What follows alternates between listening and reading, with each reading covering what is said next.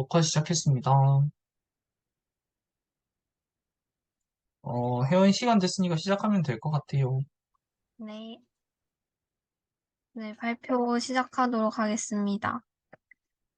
제가 이번에 발표할 내용은 제가 캡스톤 디자인에서 추가적으로 진행하려고 하는 무기반도체 연구와 그 연구를 이제 계획하면서 참고했던 논문 소개입니다. 다들 일렉트로 디포지션 실험에 대해서 좀 궁금해하는 것 같아서 소개하면 좋을 것 같아서 이 내용으로 준비하게 되었습니다.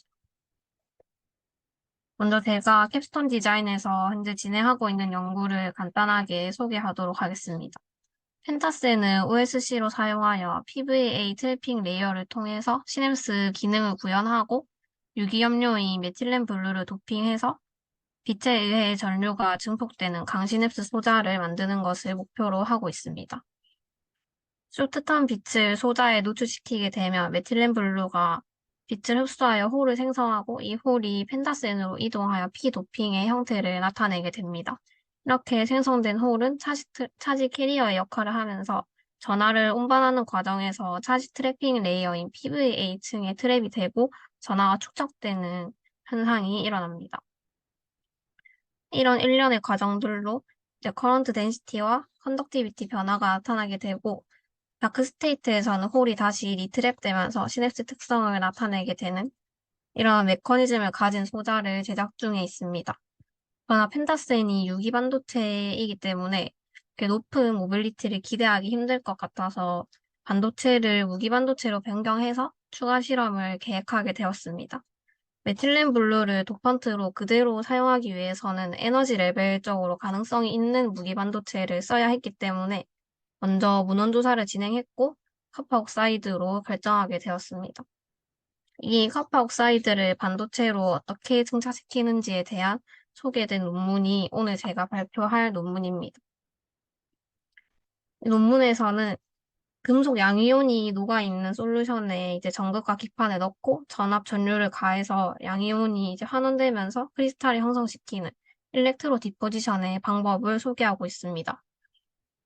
솔루션에는 카파 설페이트가 0.1 물농도, 라틸시드가 1.25 물농도 녹아있는 솔루션을 제조하고 NaOH를 이용해서 pH를 12.6 정도로 맞춘 다음에 60도씨로 중탕하면서 진행하였습니다.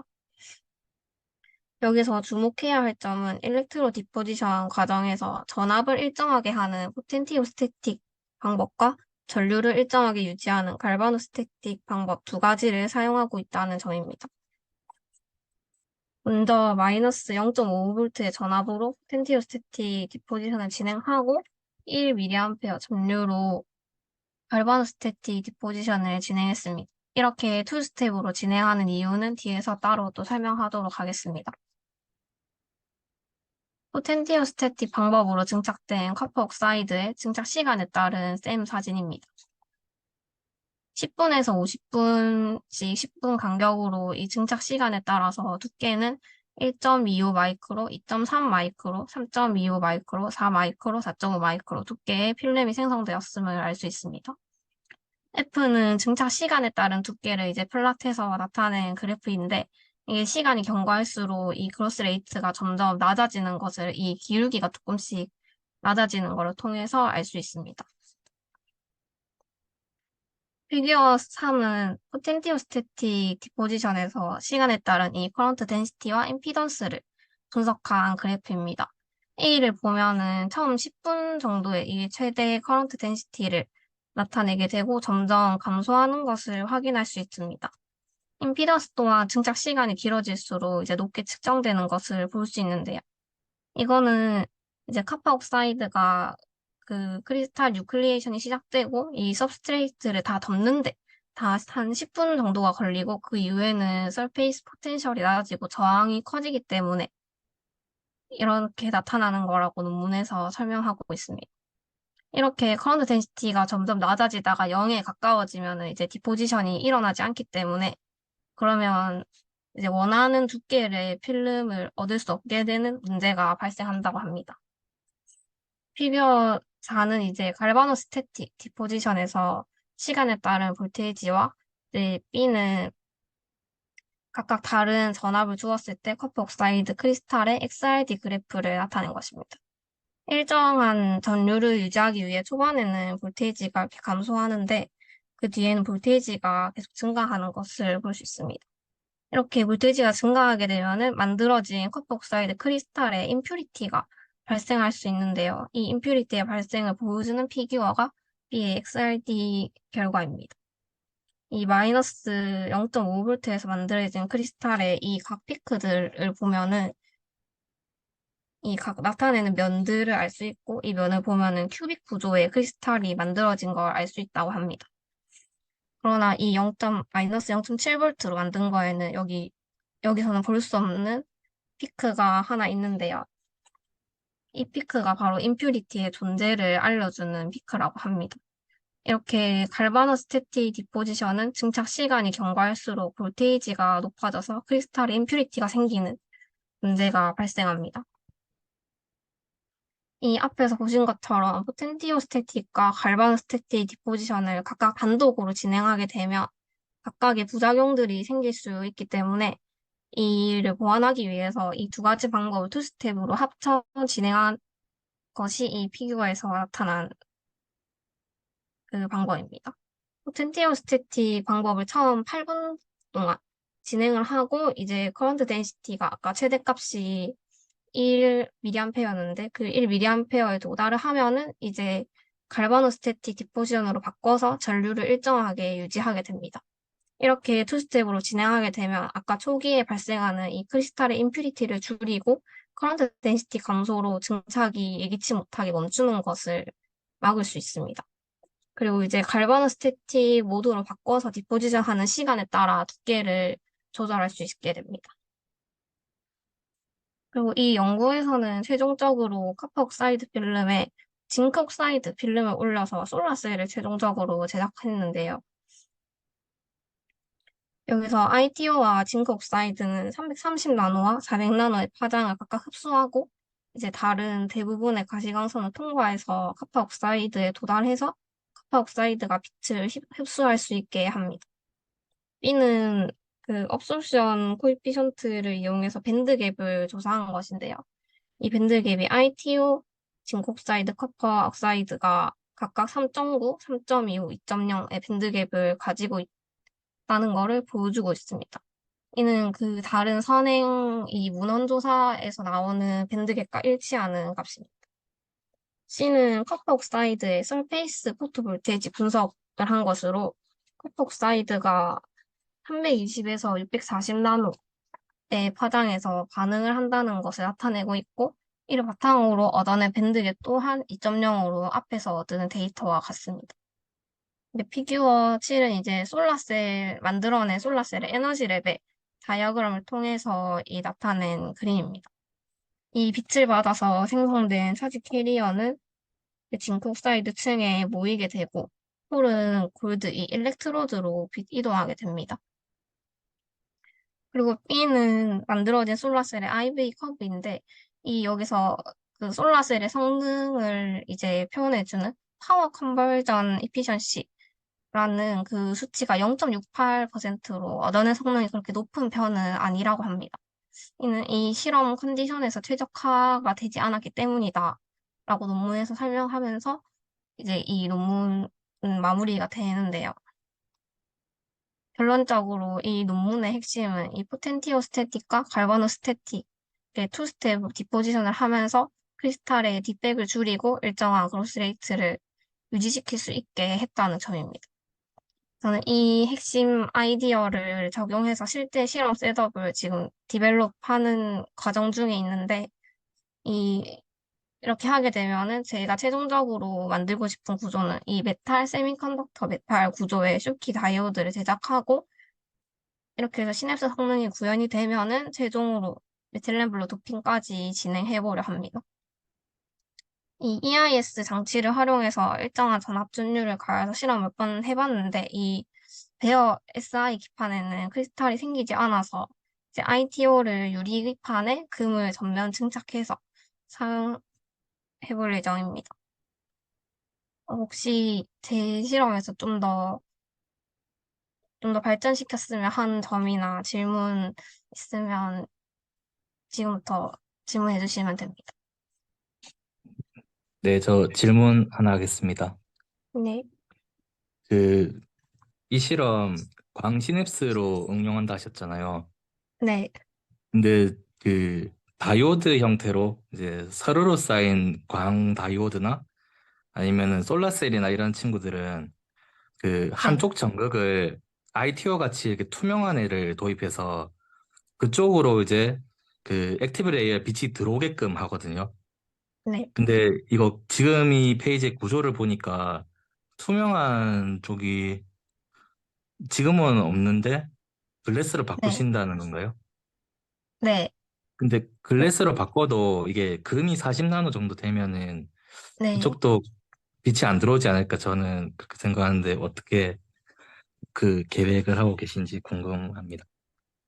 그러면 이제 금에 제가 찾아본 걸로는 금 증작 두께에 따라서 이 흡수 파장이 조금씩 달라지더라고요.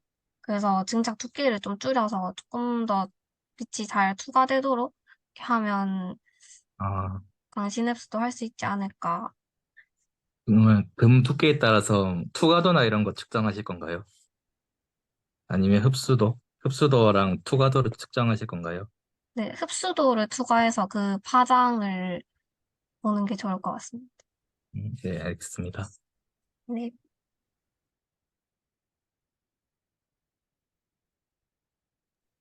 그, 발표 잘 들었습니다.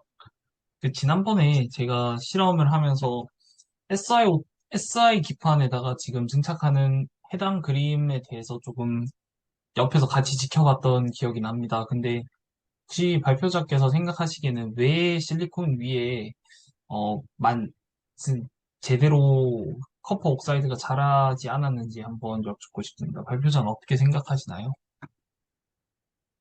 일단은 SI 기판 그 전에 사용할 때는 원래 캐소드에 이게 직접 물리지 않고 구리 선에 연결해서 했었는데 구리가 더 반응성이 크다 보니까 그래서 이 구리가 이게 되면서 이게 구리랑 이게 SI 기판이랑 떨어지는 그런 현상이 발생을 하더라고요. 그래서 SI 기판을 아예 이제 집게에 물려서 이렇게 넣었는데 좀 SI 기판이 반응성이 좀 떨어져서 이렇게 안 생기는 게 아닌가 생각하고 있습니다. 그러면 이게 전극의 반응성이요? 근데 그게 전기화학적으로 근거가 있는 말인가요? 아니요, 제가 그때 그 구리선 연결했을 때 실험이 잘 안 된다라고 교수님이랑 미팅하면서 이렇게 말씀드렸는데 그때는 구리가 더 반응성이 크기 때문에 그렇게 되는 거일 거다 이렇게 하셔서 좀 그런 거랑 비슷한 이유지 않을까 그냥 예상하고 있습니다. 사실 아까 발표자님께서 발표를 하신 내용을 보고는 전 계속 그 전기화학 삼정극 시스템을 계속 찾아보고 있었거든요. 네, 이게 왜 안 되나 해서. 근데 생각을 해보면 혹시 이게 베어 SI 기판이더라도 이게 자연 산화막층이 항상 존재하거든요. 수 나노미터 음, 내외에. 그 자연 네, 산화막층에 의해서 이렇게 작동을 안 하는 게 아닌가 하는 생각이 조금 드는데, 그래서 음, 한번 그 점에 대해서 고민을 해보시고, ITO를 쓰셔도 좋을 것 같긴 합니다만, ITO를 네, 썼을 때 메리트가 크게 없는 상황이니까 한번 그런 점을 고려하셔서 실험하시면 좋지 않을까 생각을 해봅니다. 네, 네, 이상입니다. 네.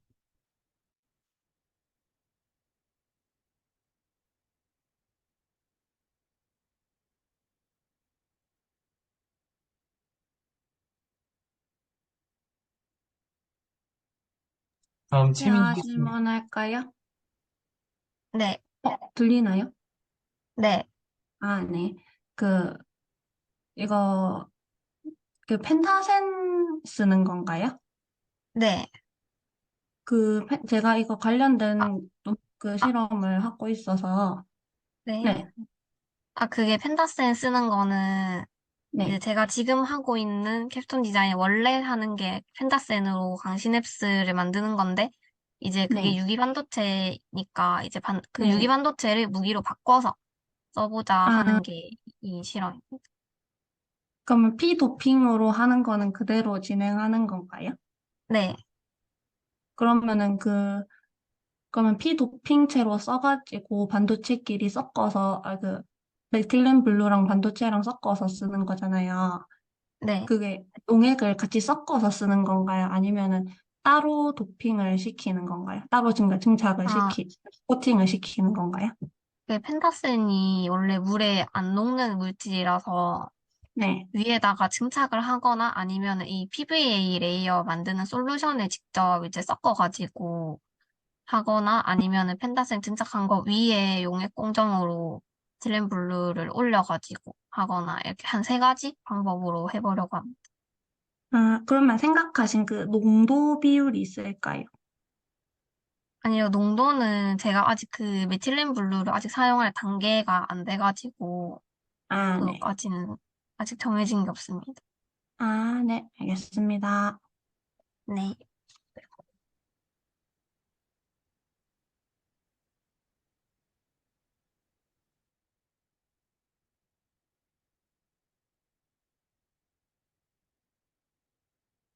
어, 희수, 그, 도서관이라는 이야기가 있어서 그 채팅으로 아, 질문하고 합니다. 네.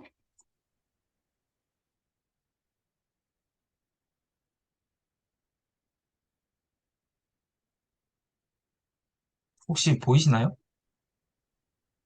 네, 잠시만요.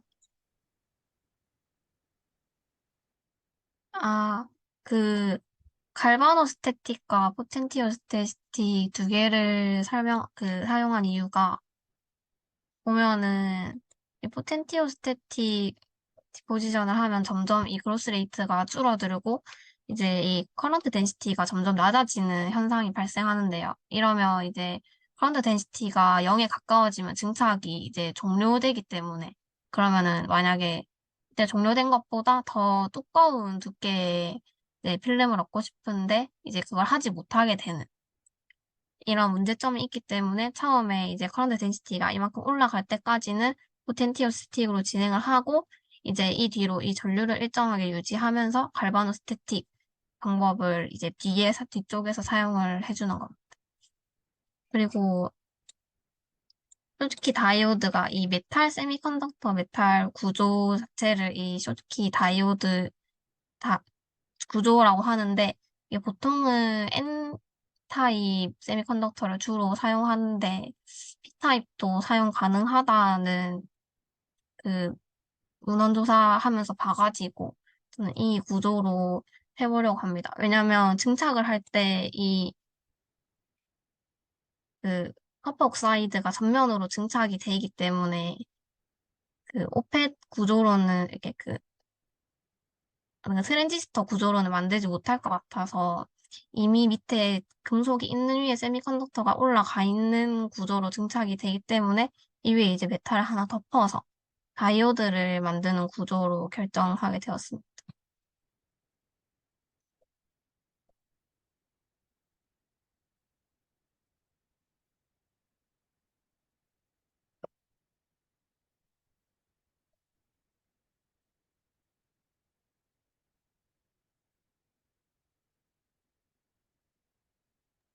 네, 그러면 혹시 추가 발표 있으면 질문 받도록 하겠습니다.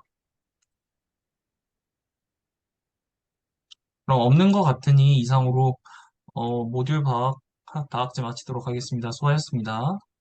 네, 수고하셨습니다.